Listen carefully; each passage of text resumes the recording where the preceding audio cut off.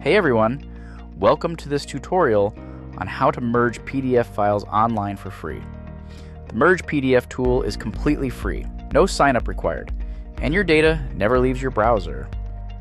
Here are 4 separate PDF documents that I need to merge into a single organized file. Open your browser and head to the BoldSign Merge PDF online page. I've added a link to this page in the video description. Here's how it works. Upload your PDFs, arrange them in the right order, and download the merged version. Let me walk you through the process in detail. You can drag your PDF files into the upload area, or click Upload to browse. In this case, I click the Upload button, select Unlimited Files, and click Open. The PDFs upload instantly and appear in a preview list. You can rearrange the order by dragging the files into position. For each uploaded PDF, I can expand it to view all pages, rotate pages, duplicate the file, or delete it if it's not needed. If you missed a file, you can add it. To insert it at a specific location, before or after another file, click the plus icon in the desired spot. You can view all pages of the uploaded files using the Show All Pages icon. I can sort the files from A to Z and vice versa.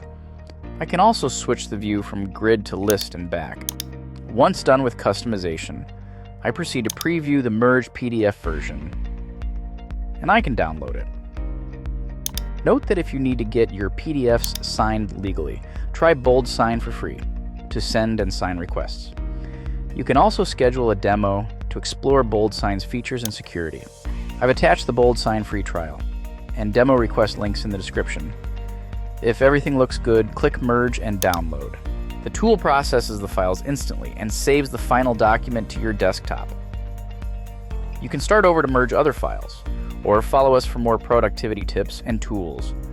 The merged file is saved with the title of the first document in the list.